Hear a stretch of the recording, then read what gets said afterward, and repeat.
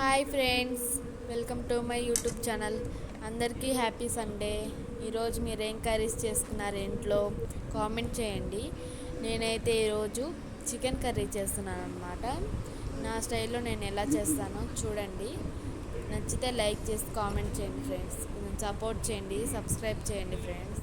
దీంట్లోకి onion, tomato, పచ్చిమిర్చి cut చేసి పెట్టుకోవాలి. ఇంకా నేను అయితే పప్పు కుక్కర్ పెట్టానులేండి. ఆయిల్ వేసుకోవాలా.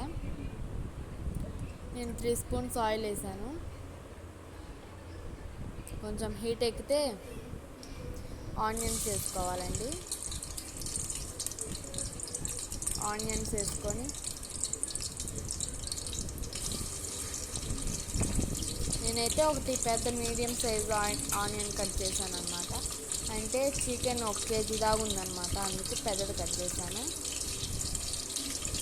ఇదిగోండి, కొంచెం కలిపితే కొంచెం వేగుతాయి అన్నమాట. బాగా వేగాలన్నమాట. కొంచెం గోల్డెన్ కలర్లోకి వస్తే బాగుంటుంది. మీరు ఎలా చేసుకుంటారో కామెంట్ చేయండి. చికెన్ కర్రీ ఇలానే చేస్తారా మీరు? నేనైతే ఇలా చేస్తానండి. చూడండి నేను ఎలా చేస్తానో. కొంచెం వేగినాయి కదండి, గోల్డెన్ కలర్లోకి వచ్చాయి. అల్లం వెల్లుల్లి పేస్ట్ వేసుకోవాలి. వేసుకొని మిక్సింగ్ చేస్తే పచ్చివాసన పోయేదాకా కలుపుకోవాలండి. లేకపోతే స్మెల్ వస్తుంటుంది, అదే వాసన వస్తుంది.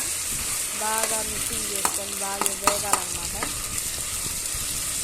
వేగుతున్నాయి కదా, కాసేపు వేయించాం.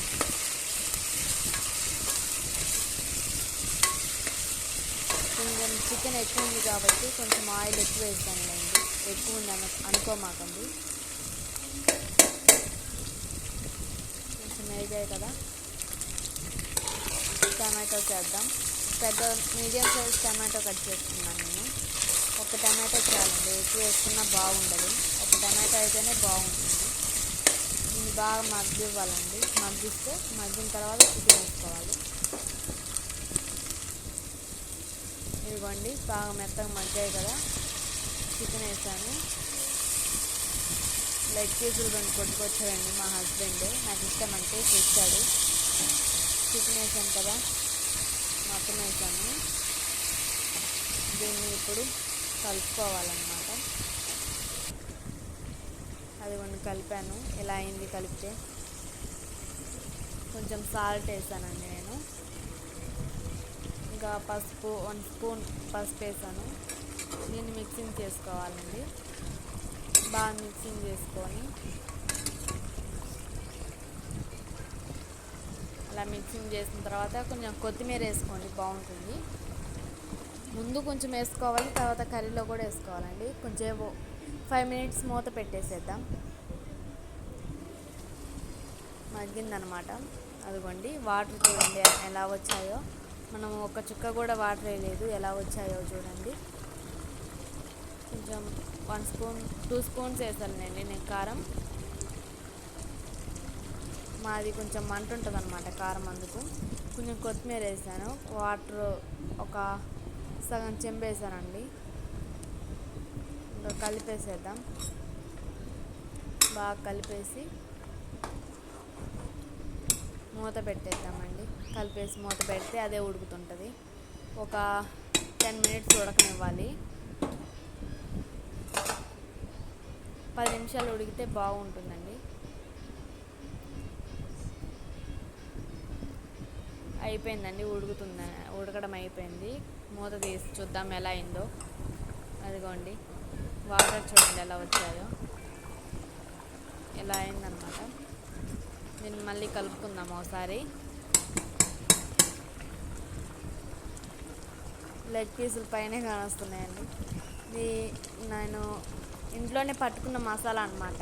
ధనియాలు, చెక్క, లవంగం, యాలకులు అన్నీ వేసి పట్టాను. కొంచెం కరివేపాకు వేయండి.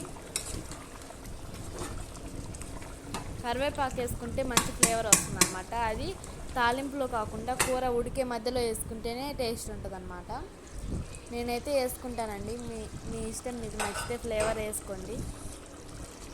ఉడికిందండి, మూత పెట్టి తీసాను కదా, ఎలా అయింది అన్నమాట. చారన్నీ ఇనికిపోయాయి అన్నమాట, అడుక్కొచ్చినాయి. బాగా మెత్తగా ఉడికిందండి ముక్క. కొంచెం సాల్ట్ టేస్ట్ చేసుకోండి, ఉప్పు సరిపోయిందో సరిపోలేదో. సరిపోకపోతే కొంచెం వేసుకోండి. కర్రీ అయితే ఇలా వచ్చిందండి. కర్రీ ఎలా ఉందో కామెంట్ చేయండి. నా కొత్తగా చూసేవాళ్ళు సబ్స్క్రైబ్ చేసుకోండి నా ఛానల్ని. Thank you. వీడియోని ఖచ్చితంగా చూడండి, full video. Okay friends, bye.